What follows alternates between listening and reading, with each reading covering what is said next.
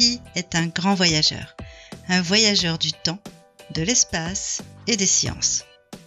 On l'a vu dans la géométrie, en analyse, en probabilité, etc. Laisse-moi te conter son carnet de route. 5e siècle après Jésus-Christ, l'épanouissement de Pi en Chine orientale.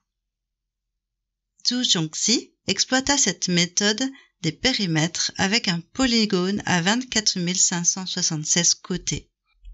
Et il donna en 465 deux approximations de Pi. 22/7, 3,14, 28, 57, 14, 3, etc., qui est précis à 0,04%, et 355 sur 113, qui est égal à 3,14, 15, 92, 92. La valeur est correcte jusqu'à la 6e décimale de Pi. Sa meilleure approximation était comprise entre 3,14, 15, 92, 6 et 3,14, 15, 92, 7. Pendant les 1000 ans qui suivirent, aucun autre mathématicien n'a calculé une valeur aussi précise. Début du VIe siècle, l'affirmation de Pi en Inde. L'astronome Aryabhata a rédigé 2 traités, dont le 2e ouvrage traite de mathématiques, plus précisément de géométrie, et plus précisément encore de Pi. Il écrit « Ajoutez 4 à 100, multipliez ensuite le résultat par 8, puis ajoutez alors 62 000. Le résultat est alors approximativement la circonférence au diamètre de 20 000. Par cette règle, la relation de la circonférence au diamètre est donnée. En d'autres termes, Pi est égal à 3,1416, soit 0,0002% d'écart avec la valeur connue actuellement. C'est moins bien que son prédécesseur, mais c'est déjà très précis. Son écart est l'équivalent d'un décalage de 2 mm sur un mur droit et long de 1 km.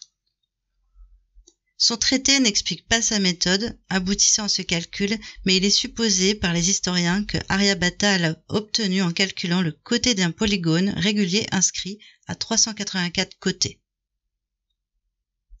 15e siècle, le développement de Pi en Inde. Madhava de Sangamagrama est un analyste indien qui, vers 1400, a introduit les séries en mathématiques. Ce sont des sommes de polynômes. Celle qui nous intéresse donne une expression de Pi. Pi est égal à 2 racines de 3, facteur de 1 moins 1 sur 3 fois 3, plus 1 sur 5 fois 3 au carré, moins 1 sur 7 fois 3 au cube, plus etc. On a une alternance des signes entre chaque terme, des nombres impairs successifs et des puissances de 3 successives. Cette série converge rapidement et les 3 premiers termes donnent 3,156, les 4 premiers 3,138, les 5 premiers 3,143. Ainsi, Madhava a donné une approximation de Pi à 11 décimales correctes. En 1424, percée de Pi en Perse, en Iran. Il a fallu des années de travail au mathématicien Al-Kashi pour définir 16 décimales de Pi dans son traité de la circonférence. En réutilisant la méthode des périmètres d'Archimède et en convertissant les nombres en base 60, il publia alors le calcul suivant de, non pas Pi, mais 2 Pi. Tiens. 1593, l'incommensurabilité de Pi. François Viette, mathématicien français du XVIe siècle, donne la toute première formule infinie et non approchée de Pi. Pi égale 2 fois 2 sur racine de 2 fois 2 sur racine de 2 plus racine de 2 fois 2 sur racine de 2 plus racine de 2 plus racine de 2, etc. Il donne alors 9 décimales de Pi. Cette formulation de calcul infini ne sera démontrée qu'au XVIIIe siècle. Cette formule prouve le fait que l'on ne peut pas mesurer pi, on ne peut pas donner une valeur exacte de pi. Pi est sans fin. 1596, le tour de pi en Allemagne.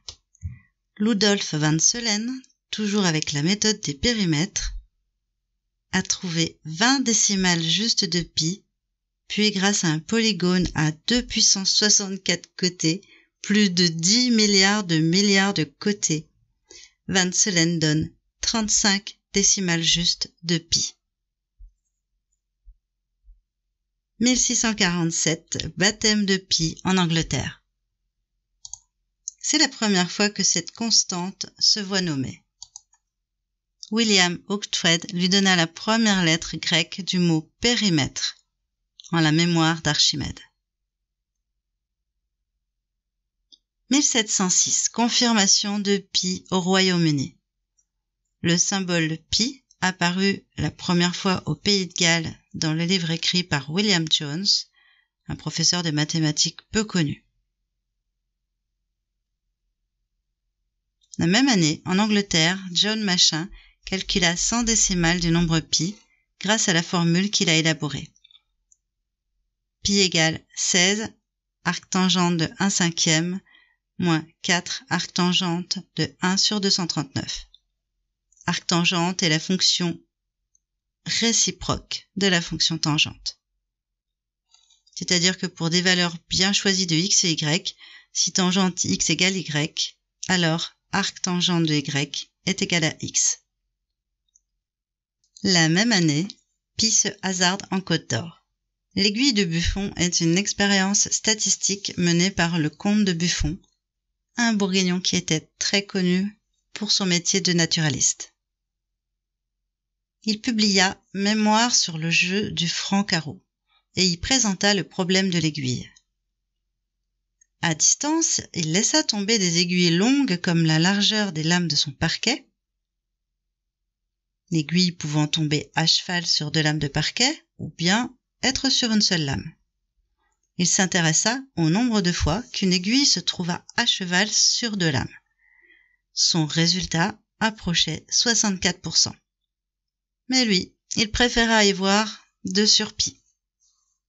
Car en effet, 2 sur pi égale environ 63,7%, environ 64.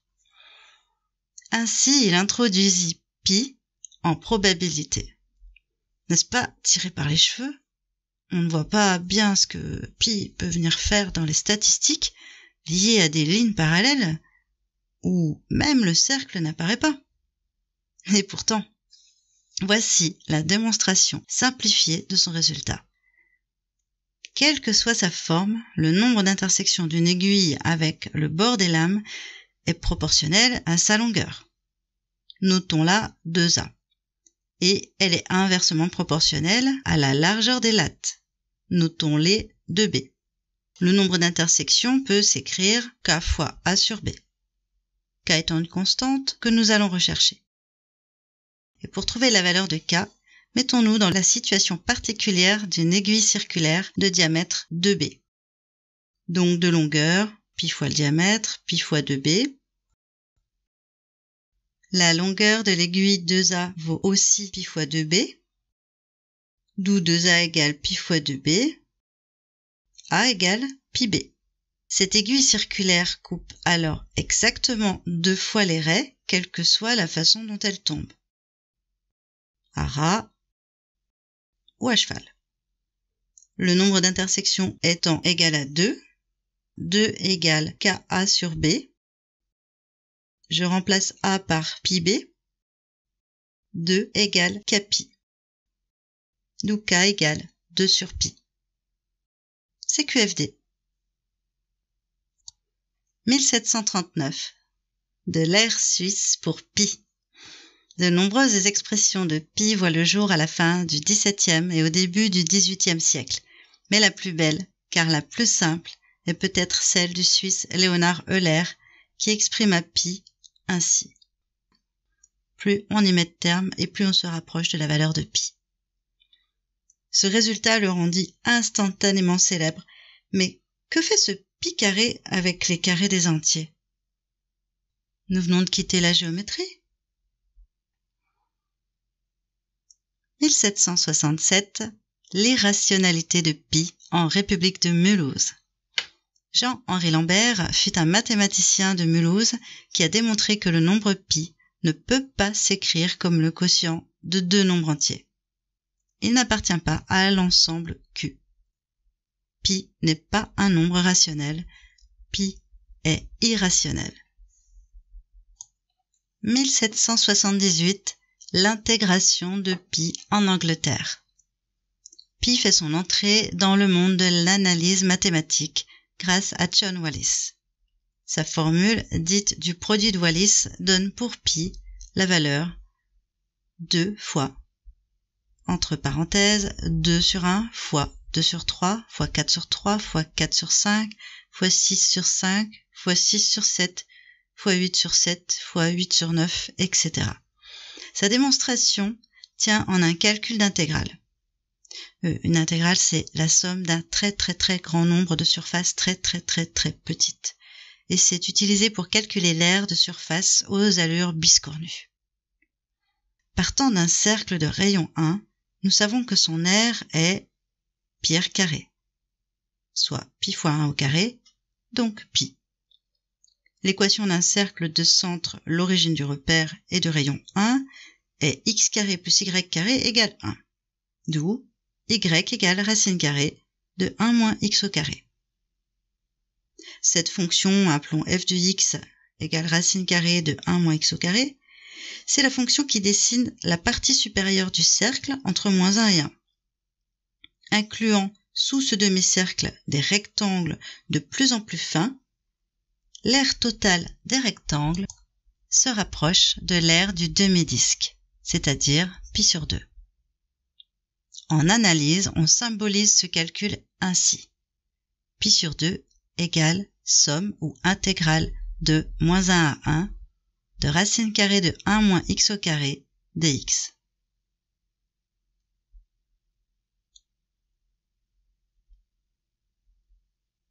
Dans la foulée, le vicomte William Brouncker, un ami irlandais de John Wallis, continue les recherches et transforme le produit en une fraction continue.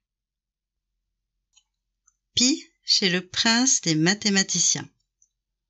Carl Friedrich Gauss est un génie allemand qui, dans son journal, a montré qu'il avait fait plusieurs importantes découvertes mathématiques des années avant qu'elles ne soient publiées par ses contemporains. S'il les avait publiées lui-même en temps réel, Gauss aurait fait gagner des décennies aux mathématiques. La présence de racine de pi dans cette intégrale reste mystérieuse. Gauss trouva bien d'autres expressions permettant de calculer pi. Je retiendrai celle-ci, tellement simple. Pi sur 4 égale 1 moins 1 tiers plus 1 cinquième moins 1 septième plus 1 neuvième, etc. Ou encore celle-là, tellement compliquée. Surprenante, non?